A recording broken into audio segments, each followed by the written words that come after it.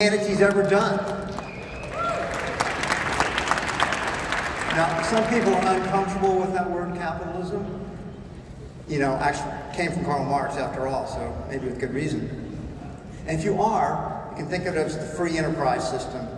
Or my favorite re-expression of it is innovationism, because that's really what it is.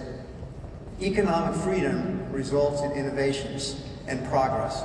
Let's take a look here. First, like a little bit who I am. So I started a company back in 1978 called Whole Foods Market. We did $365,000 our first year. When I retired 2.5 years ago, we were up to $22 billion. We started with 12 team members and grew that to $105,000 for 44 years. Our initial market capitalization was $45,000. When we sold to Amazon, now almost 8 years ago, for $13.7 billion. If Amazon tried to sell Hopes today, it's probably doubled in price, so it's probably worth $25 billion.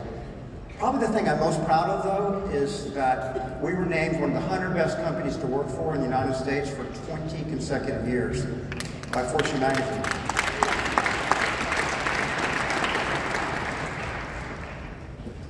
Until Amazon bought us, we weren't eligible to do that any longer. So,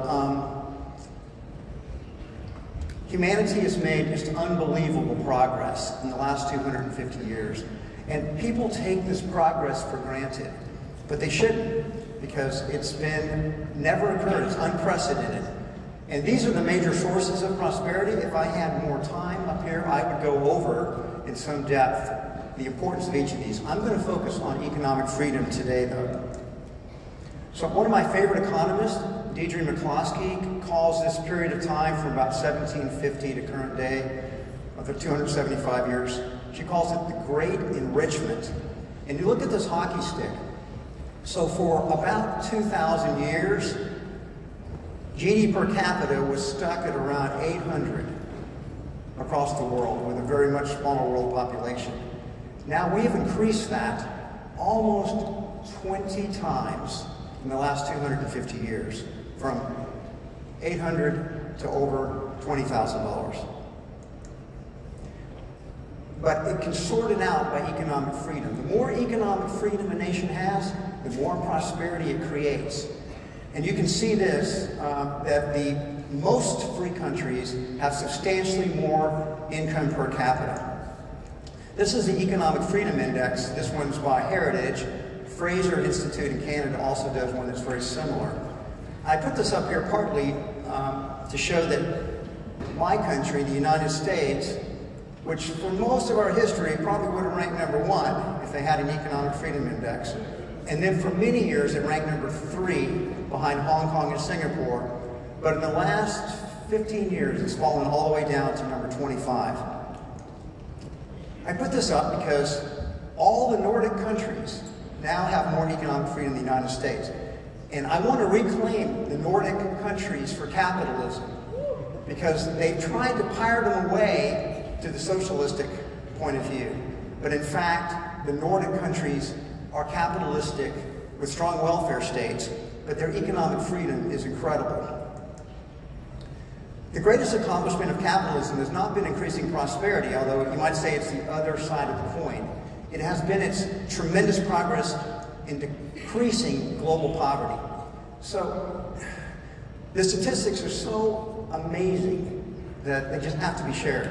So if you just go back 200 years ago, 85% of everyone alive on the planet Earth lived on less than $2 a day. And that's in today's dollars. Think about that. 85% live on, think you could live on less than $2 a day? Now we're down to like 6%. And if economic freedom increases in Africa, I predict that we will wipe this out in the next 20 years or so. Because poverty is the default condition of the human race. Poverty doesn't need to be explained. As Jane Jacobs said, to seek the causes of poverty in this way is to enter into an intellectual dead end. Because poverty doesn't have any causes. Only prosperity has causes. Life expectancy. So what we know from anthropology and from studying primitive cultures, we know that the average lifespan for humanity basically was between 28 and 30 for tens of thousands of years. That didn't change until basically late in the 19th century, when science and medical technologies began to be vaccines, better sanitation for water. We began to understand about bacteria and viruses. And then we saw life expectancy shoot up from 28 to 30 to now across the whole planet. It's in the low to mid 70s. In the most advanced nations for life expectancy, like Singapore and Japan, they're getting close to the mid 80s. A badge of shame for the United States, we spend more money on healthcare per capita and as part of our GDP than any other country in the world. We rank number 40th in the world in life expectancy. Illiteracy. Consider the fact that 200 years ago, 88% of everyone alive on this planet could not read. 88%. Only 12% could read. Now, we've completely reversed those numbers so that 88% can read and only 12% cannot read. So capitalism's done this amazing thing. It's transformed our world in only 250 years ago. And by the way, economic freedoms never existed before the modern era. The entrepreneurs were under the thumb. They had no economic freedom, or very little. They were controlled by their governments, controlled by the aristocracy. They could not accumulate capital. If they were minorities, like the Jews in the West or the Chinese in the East, they were routinely persecuted in whatever country they were in. Their money confiscated and they were run out of the country. So it's been so amazing, and yet it's hated by hundreds of millions of people. Perhaps billions of people hate capitalism.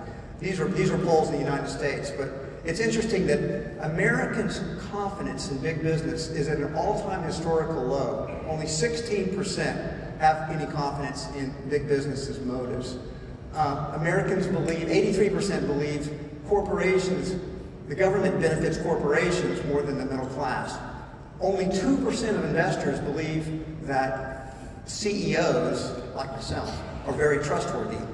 And the most disturbing statistic for me is that only 45% of millennials believe that that capitalism they have a positive view of capitalism, and 51% have a positive view of socialism. So I have debated on the public stage many, many times against anti-capitalists. And these are the arguments they routinely make. If I had more time, I would rebut every one of these arguments. It exploits the workers. It entices people into consuming bad products. It makes the rich richer and the poor poorer. It creates more inequality in the world. It harms the environment. And they believe socialism is a better, more just, and more ethical system than capitalism is. Well, let's take a look at socialism. What has it ever accomplished? Well, it's been really good at creating more poverty. It's champion at that. It's inherently based on government coercion. Individual freedom, individual rights, they're inevitably suppressed. It doesn't matter if it's called democratic socialism or not. Freedom and rights are suppressed. And think about it. In the last 100 years, socialism has been tried by 40 different countries. All 40 failed. There's never been an economically successful socialistic country. The real world history of socialism is a history of coercion, murder, and poverty. This is the most important chart. This is the one that, when I always put this one up when I debate socialists, and they don't like this one. But in fact, socialism is the greatest murderer in history. These are mostly citizens from their own countries that they've murdered. And by the way, I put the Nazis are up here because there's this mistaken assumption that, well, socialism's on the left, and Nazis are fascists, they're on the right. Nazis were socialists. It doesn't matter left and right. You can be a socialist on either the left or the right. Our task now is to try to redefine the narrative of capitalism. We do not market capitalism well. And we also need to evolve the way we think about it and the way business people think about themselves. There's four things I want to quickly talk about in the limited time I have left. I want to talk about purpose. I want to talk a little bit about stakeholders. I want to talk about integrity. And I want to talk about love. All the stakeholders matter, but they're not all equal. The left, or the anti-capitalists, have weaponized stakeholders. They've made it so the stakeholders are trying to take power away from the investors and the owners and redistribute it to other stakeholders. This is a complete misunderstanding of what stakeholders are. Here is the fundamental truth. These are all the stakeholders here, customers, employees, suppliers, investors, and the communities. They are all voluntarily exchanging with a business. Business not only creates value for its owners, it creates value for all of the stakeholders. If it didn't, they wouldn't trade with the business. And this is what makes capitalism such an extraordinary vehicle of progress and growth. Because, in fact, if you think about it, business creates probably 100 times more value than all the nonprofit organizations and all the governments combined. Right? So once you realize that you have these stakeholders that are voluntarily exchanging with the business, and that you're creating value for these stakeholders, you can do this in a more conscious way, which means you just look for win-win-win strategies. Strategies that benefit all of the stakeholders, the investors, the customers, the suppliers, all of them. All of them can all win. Capitalism is a win-win-win game. That's what's so incredible about it. Everybody that participates in it can win. Even the competitors can win. Because capitalism forces you to get better. It forces you to innovate. If you don't, you're going to lose your customers. You're going to go to a competitor. Or your employees are going to go get jobs somewhere else. So you constantly have to improve. There's never-ending improvement built into the capitalistic system. What happened here? Oh, I cut my purpose slide out. I'm not going to let it be cut out. Have you ever asked the question, what is the purpose of business? People, they think, well, if you go in a party and you say, what's the purpose of the business? They'll say, what do you mean? The purpose of business is to make money. Isn't that what we hear? Let me ask you, what's the purpose of a doctor? Do they make money? Yes. Their purpose is to heal, not make money. What about the purpose of a teacher? They educate. Architects, they design things. Engineers construct things. Every one of the professions refers back to some type of public good and service that they are doing that helps people. Well, business is the greatest value creator in the world. Business helps more people than anything else. And yet, we market it as it's just about the money. It's just about profit. So we have to start talking about purpose. My company that I founded, Whole Foods, our higher purpose was to nourish people and the planet. And that was from the very beginning. We articulated this higher purpose, and we live that purpose every single day. We measure ourselves against how we were meeting that purpose. Even the companies that you most are familiar with, take Google. Google's purpose, what's their purpose? Well, their purpose is to organize the world's information and make it readily accessible. Quick question, how many people have used Google in the last 24 hours? Wow, that's a lot fewer people than I thought. But nevertheless, Google has changed the world. I want to talk briefly about integrity. Business is not trusted, and part of it is because business doesn't have a complete commitment to telling the truth. Too often the PR teams take over the messaging, and they're always spinning things. So if you want to build more trust in business, just start telling the truth all the time. Don't let the PR team run your company. We also need to be guided in all of our decisions, not merely what's legal, what you can get away with, but what you know is right.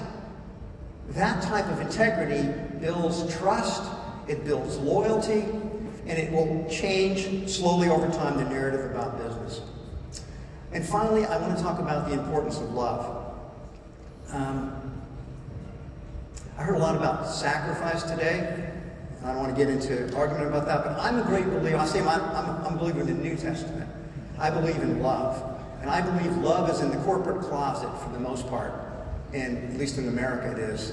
And because the organizations are so professionalized, you go in, you check your integrity and your purpose and your love at the door, and then you do your job, and then you go home to those things and you can bring them back out again.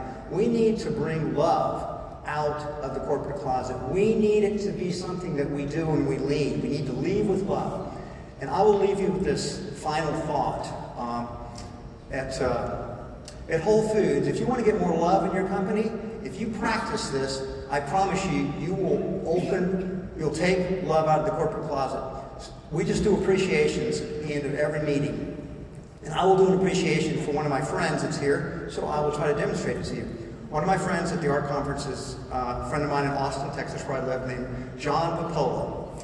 And John, I want to tell you that how much I admire you. I admire you for your commitment to liberty, economic and personal freedom. I love your intellectual integrity, how you're determined to tell the truth in all circumstances. I appreciate the fact that you are creative and that your podcast and your rap videos have so many millions of views. It's inspiring to me. And finally, I want to appreciate you and your lovely wife, Lisa, for adopting Johnny from Colombia. And because you have such big hearts, and because you love, and because you know how important family is. Thank you, John. I love you.